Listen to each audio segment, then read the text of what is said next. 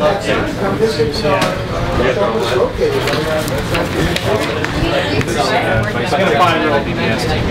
wow! I mean, we knew absolutely nothing about filmmaking. We were 12 years old when we started, and we said, "All right, we're going to remake Raiders of the Lost Ark, $22 million movie on our allowance." Where do we start? Yeah. So we were quite young, so we went through like the neighborhood, gathered a bunch of cardboard. We had chopped down a bunch of bamboo from the local sort of swamp, got duct tape or gray spray paint, and stayed up all night building this fabulous bamboo frame, covered it with cardboard and painted it gray. And we were so proud. It was big and round and cool. And just as the sun was coming up, we realized that this huge thing that we made was much too large to get out of my bedroom. We were 12. And so we tried our best, and it just didn't work. The second one was the cable school, right? Right. Yeah, so we found this old cable school behind our school, and what we did was, okay, well we thought, you guys know what I'm talking about, those like spools for like telephone wire and things like that. So, but the problem was, is it wasn't one of the big ones, it was one of the ones that came to about yay high. So we covered it with cardboard. We figured, well, if we just roll it through the garage and shoot it from a very low angle, it will tower over Indy and look like this massive ball chasing me. But it looked ridiculous because, like, in the takes that we were doing, it's just me running from this little school. And then the third one was we did a weather balloon, right? Out of a right. And Eric saved up like I think a total of $1,020. Ordered a huge weather balloon out of the back of a comic book, covered it with paper mache, only to wake up the next morning and find out the entire thing had kind of popped and inflated. I'll just keep going. Yeah. Okay. So the wire frame boulder, chicken wire. Yeah, he stayed up all night and like wired it together. But then a hurricane hit that year and it sucked this wire frame boulder off into the Gulf of Mexico. We still haven't found it yet.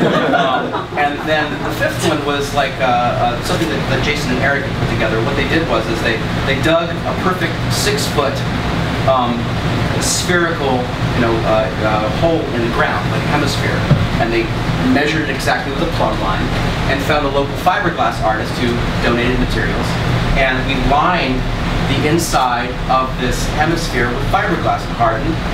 We made another shell, put them together, fiberglass together, painted it gray, put all sort of moss and crap all over it, and then we purchased two, like what were they, 50 feet, with really long, like telephone poles. 2 40-foot long, untreated telephone poles. Right, and inserted them into Eric's mom's garage at an angle. The garage was where we had the cave scene. Right, everything was done under Eric's mom's house. So then we just rolled the boulder down the telephone poles as I ran from it, and that was how we did our boulder. Why was I such an obsessive kid? Why was this character so important? And why did I commit like 7 years of my entire childhood on videotape to this Raiders movie? Why did I do that? And I think as a boy, and not this is a therapy session, but as a boy, you gravitate towards things that make you feel cool or strong, or and I didn't really have a father figure. I was raised by a single mother, as was Eric and Jason, and so we had a lot of mom power around us, but there wasn't a lot of dad power around us. And I think Harrison and Indiana Jones was like, he was this guy. He was an academic. He was good and bad with the ladies. He kind of went off and did his own thing. He was a great hero. So why not? And I think, that's what pulled me into that character in that world. He'd seen, we wrote the school bus together at elementary school. That's how we met. I borrowed his Raiders Lost Ark comic book. He remembered that and thought, all right, this guy is a Raiders fan. He had seen a student film that I did. Mistakenly thought I knew something about filmmaking. So when he gets this wacky idea, he calls me up and says, hey, I'm redoing Raiders Lost Ark. You remember me? You borrowed my comic book on the bus? Oh, yeah, right. Yeah, so I'm remaking Raiders. Do you want to help?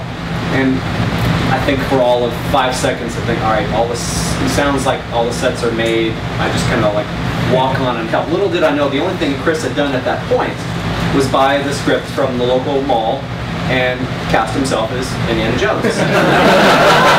As any good producer will do. And so now, watching the original Raiders, and let me preface this by saying the original is by far the superior film. When I see the original Raiders, it's like seeing a big budget remake of our film. It's very surreal. That's the best way to describe it. Brooklyn, thank you guys for having us here. so thrilled to be here. It's awesome. So enjoy the show, sit back, holler, have a good time, and we'll see you afterwards.